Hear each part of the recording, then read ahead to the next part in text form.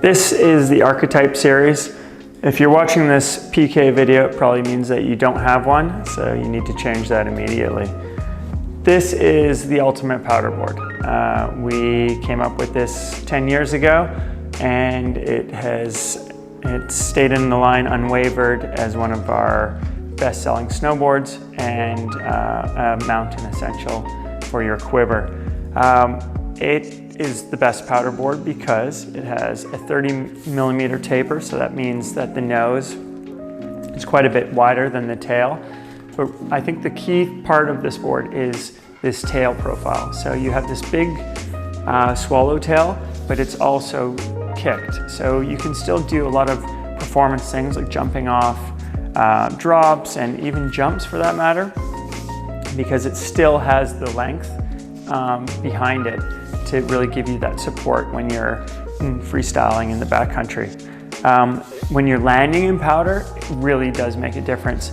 The tail really kind of slices into the powder like a fork in ice cream, if you can imagine that, versus a spoon in ice cream, which would just slide out.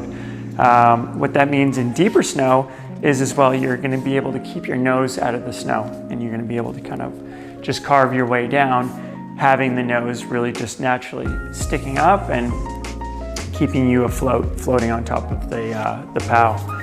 On top of that, we have our hover camber profile. So basically you have your camber all the way to your back contact points, but at the front you have your early rise, which really kind of starts at the front binding. And that's just gonna give that nose a little bit more support of poking out of the powder and keeping you above the snow.